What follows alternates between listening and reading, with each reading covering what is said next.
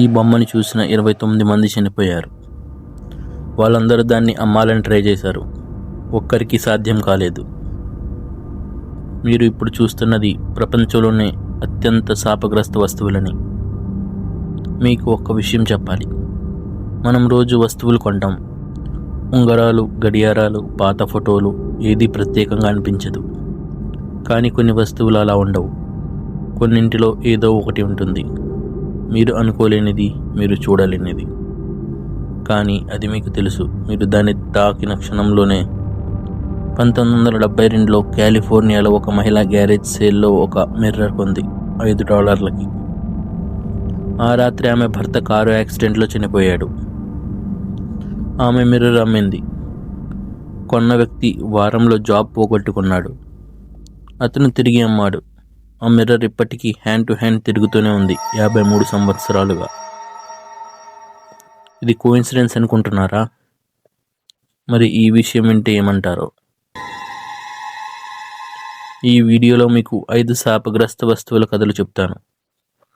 ఒక్కోదాని వెనుక ఉన్న నిజాలు మీరు ఎక్స్పెక్ట్ చేయలేదు. చివరి వస్తువు గురించి చెప్పేంత వరకు ఉండండి. అది అన్నింటికంటే డిస్టర్బింగ్. మొదటి వస్తువు మీలో చాలామందికి తెలిసి ఉంటుంది, అన్నబెల్. కానీ మీకు తెలిసింది మూవీస్లో చూసిన కథ మాత్రమే. నిజమైన కథ చాలా వేరుగా ఉంటుంది. 1970 ఒక నర్సింగ్ స్టూడెంట్కి బర్త్డే గిఫ్ట్గా రాజరీ అనే డాల్ వచ్చింది. వారాలు గడిచాయి. డాల్ ఇంట్లో పొజిషన్ మారుతూ ఉండేది. ఎవరూ కదపలేదు. ఒకరోజు డాల్ మీద హ్యాండ్ రిటన్ నోట్స్ దొరికాయి, హెల్ప్ అస్ అని. ఆమె పేపర్ కొనలేదు, పెన్ను కొనలేదు. ఆమె రూమ్మేట్ బాయ్ ఫ్రెండ్ ఒకసారి డాల్తో ఒంటరిగా రూమ్లో ఉన్నాడు. మర్నాడు అతను హాస్పిటల్లో కనిపించాడు, ఛాతీ మీద గాయాలతో. అతను చెప్పాడు, దానిని చూసి నేను మెలకువ వచ్చింది. అది నా మీద కూర్చొని ఉంది. ఎడ్ అండ్ లోరెన్ వారెన్ ప్రపంచ ప్రసిద్ధిగాంచిన పారానార్మల్ ఇన్వెస్టిగేటర్ ఆ డాల్ని ఎగ్జామిన్ చేశారు. ఆయన కంక్లూజన్ చెప్పింది ఏమిటంటే, ఇది హాంటెడ్ ఆబ్జెక్ట్ కాదు, దీనిలో ఒక డెమోన్ ఉంది. ఆ డాల్ ఇప్పుడు వారెన్స్ ఆకల్ట్ మ్యూజియంలో ఒక గ్లాస్ కేజ్లో ఉంది. కేజ్ మీద ఒక వార్నింగ్ రాసి ఉంటుంది, డో నాట్ ఓపెన్ అని. మ్యూజియం విజిటర్స్ దాన్ని ఇగ్నోర్ చేసి కేజ్ తాకారు. ఒక బైకర్ అపహాస్యం చేసి వెళ్ళాడు. అదే రోజు అతను మోటార్ సైకిల్ యాక్సిడెంట్లో చనిపోయాడు. ఇది మొదటిది మాత్రమే. తర్వాత వస్తువు ఒక పెయింటింగ్. దాన్ని కొన్న ప్రతి ఫ్యామిలీ ఇంట్లో నిప్పు అంటుకుంది. ఇది కోఇన్సిడెన్స్ కాదు. ఇది సుమారు 22 సార్లు జరిగింది. 1980s England. The crying boy ఒక ఇటాలియన్ పెయింటర్ వేసిన పెయింటింగ్, చిన్నపాళ్ళవాడు ఏడుస్తున్నట్టు. అది మాస్ ప్రొడక్షన్ అయింది. లక్షల కాపీస్ అమ్ముడయ్యాయి. తర్వాత అగ్ని ప్రమాదాలు మొదలయ్యాయి. యోర్క్షైర్ ఒక ఫ్యామిలీ ఇల్లు పూర్తిగా కాలిపోయింది. మిగిలింది ఒక్కటే, ఆ పెయింటింగ్. ఒక్క మంట కూడా తగలలేదు దానికి. ఫైర్ డిపార్ట్మెంట్ ఇన్వెస్టిగేషన్ చేశారు. వేరే ఫ్యామిలీ, వేరే ఊరు, వేరే ప్రమాదం. మళ్ళీ అదే painting untouch. The Sun news paper investigation చేసింది. 22 ఫ్యామిలీస్, 22 మంటలు. ప్రతిసారి పెయింటింగ్ మాత్రం కాలకుండా బతికిపోయింది. సైంటిస్ట్ దీన్ని ఎక్స్ప్లెయిన్ చేయడానికి ట్రై చేశారు. వాళ్ళు చెప్పింది ఏమిటంటే, పెయింటింగ్లో వాడిన వార్నిష్ ఫైర్ రెసిస్టెంట్ వల్ల అది కాలలేదని. కానీ వాళ్ళు ఎక్స్ప్లెయిన్ చేయలేకపోయింది ఏమిటంటే, ఆ ఇళ్లల్లో ఫైర్ ఎందుకు మొదలైందో అసలు. ఇప్పటి వరకు మీరు చూసిన వస్తువులు ఒక ఫ్యామిలీని ఎఫెక్ట్ చేశాయి, కానీ తర్వాత చెప్పే వస్తువు ఒక ఎంటైర్ కంట్రీని మార్చింది. దీని కథ చదివిన హిస్టోరియన్స్ ఇప్పటికీ దీన్ని టచ్ చేయడానికి రిఫ్యూజ్ చేస్తారు. Number 3, hope diamond. ప్రపంచంలోనే అత్యంత శాపగ్రస్తమైన చెముగా పిలువబడుతుంది. 45.52 క్యారెట్స్, దాదాపు $350 మిలియన్ విలువ. ఇప్పుడు స్మిథోనియన్ మ్యూజియంలో ఉంది. ఇది మొదట 17వ శతాబ్దంలో ఇండియాలో దొరికింది. హిందూ దేవత విగ్రహం నుండి దొంగలించబడిందని చెప్తారు. ఈ శాపం అక్కడి నుంచి మొదలైందని అంటుంటారు. మొదటి దీన్ని ఓన్ చేసిన king Louis 16 of France smallpox వచ్చి చనిపోయాడు. తర్వాత మ్యారీ ఆంటోనియట్ దీన్ని కొనుక్కుంది. తర్వాత ఆమె తల నరికారు. ఒక గ్రీక్ మర్చెంట్ హబీబ్ బే దీన్ని కొన్నాడు. అతను కొన్ని వారాల తర్వాత క్లిఫ్ నుండి పడి చనిపోయాడు. American socialite Evelyn Walsh McLean దీన్ని కొంది. శాపాలు నాకు లక్ తెస్తాయి అన్నది. ఆమె కొడుకు 9 సంవత్సరాల వయసులో కారు యాక్సిడెంట్లో చనిపోయాడు. ఆమె కూతురు సూసైడ్ చేసుకుంది.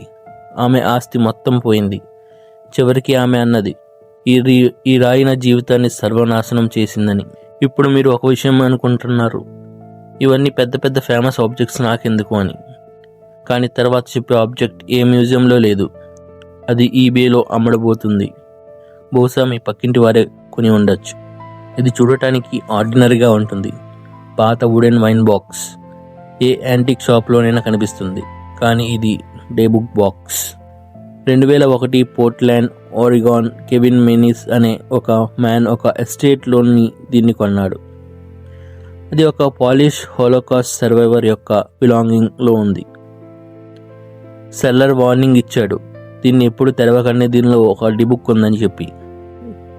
డిబుక్ అంటే ఒక ఈవిల్ స్పిరిట్ అని అర్థం.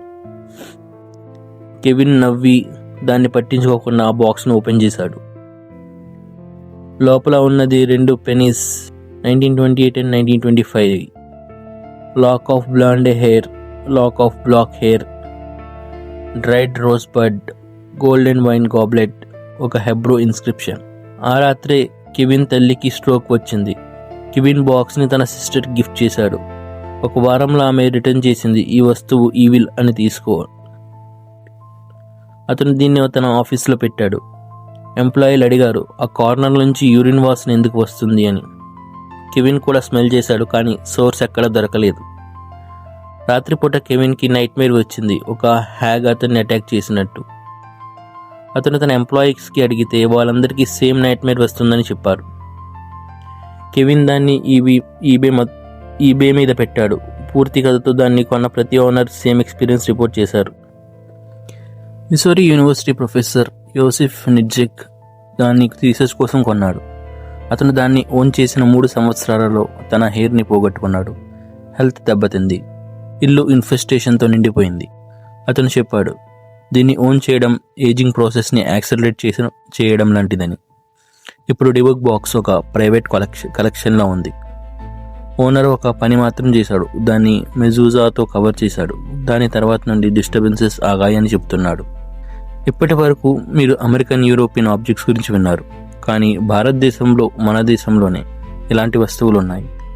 వాటిలో ఒకటి ఇప్పటికీ యాక్టివ్గానే ఉంది మరియు అది ఒక మ్యూజియంలో ఎగ్జిబిట్గా ఉంది, విజిటర్స్ని ఇప్పటికీ ఎఫెక్ట్ చేస్తూ. రాజస్థాన్ భాన్గర్ ఫోర్ట్. మీరు చాలామంది దీని గురించి విన్నారు, కానీ అక్కడ ఒక స్పెసిఫిక్ ఆబ్జెక్ట్ ఉందని తెలుసా? ఒక మాంత్రికుడు సింఘియా ఒక శాపం వేశాడు అని చెప్తారు. ఆ ఫోర్ట్ మొత్తం ఆ శాపంతో రూయిన్స్ అయిందని స్థానికులు నమ్ముతారు. ఇండియన్ ఆర్కియలాజికల్ సర్వే ఇప్పటికీ రాత్రివేళ అక్కడికి వెళ్ళడానికి నిషేధిస్తుంది. అక్కడ అఫీషియల్ బోర్డు కూడా ఉంటుంది, సన్సెట్ తర్వాత ఎంట్రీ నిషేధం అని చెప్పి. ఇప్పుడు మీకు ఒక్క విషయం అడగాలి, ఈ కథలన్నీ కోఇన్సిడెన్స్ మాత్రమేనా? సైంటిస్ట్ చెప్తారు, కన్ఫర్మేషన్ బయాస్. మనం ప్యాటర్న్ చూడాలని ఉంటే చూస్తాం. కానీ ఒక్క విషయం గుర్తు చేయండి, హోప్ డైమండ్ని స్మిత్సోనియన్కి డొనేట్ చేసిన వ్యక్తి హ్యారీ విన్స్టన్ రిజిస్టర్డ్ మెయిల్లో పంపించాడు. పోస్టల్ వర్కర్కి యాక్సిడెంట్ అయ్యింది. అతని డాగ్ చనిపోయింది. అతని కార్ డ్యామేజ్ అయింది. అతనికి ఫైన్ వేశారు. ఒక్క రోజులో ఆ తర్వాత స్మిథోనియన్ మ్యూజియంలో ఉంది. 70 సంవత్సరాలుగా ఒక్క ఇన్సిడెంట్ కూడా జరగలేదు. బహుశా శాపాలు రియల్ కాకపోవచ్చు, కానీ మన నమ్మకం రియల్. మనం ఒక వస్తువులో డార్క్ ఎనర్జీ చూసినప్పుడు మన మైండ్ ఆ రియాలిటీ క్రియేట్ చేస్తుంది. ఆ వస్తువులు నిజంగానే ఏదో క్యారీ చేస్తున్నాయి అన్నట్టు. కానీ ఒక్క విషయం మాత్రం నిజం, తర్వాత మీరు పాన్ షాప్లో ఏదైనా కొన్నప్పుడు దాని హిస్టరీ మాత్రం అడిగి కొనండి. ఈ వీడియో మీకు నచ్చిందా? మరి ఇవి మాత్రమే కాదు, ప్రపంచంలో ఇంకా 3 ఆబ్జెక్ట్స్ ఉన్నాయి, వీటన్నిటికంటే డిస్టర్బెన్స్గా. వాటిలో ఒకటి జపాన్లో ఉంది, ఒక డాల్. ప్రతి సంవత్సరం దాని హెయిర్ గ్రో అవుతూ ఉంటుంది. అది ఎక్కడ ఉందో, ఎవరికి బిలాంగ్ అవుతుందో, ఎందుకు జరుగుతుందో తర్వాత వీడియోలో తెలుసుకుందాం.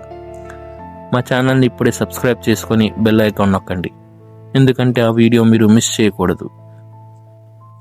ప్రపంచంలో అన్ని వస్తువులకు కథ ఉంటుంది, కొన్నింటిని మాత్రం చదవకూడదు.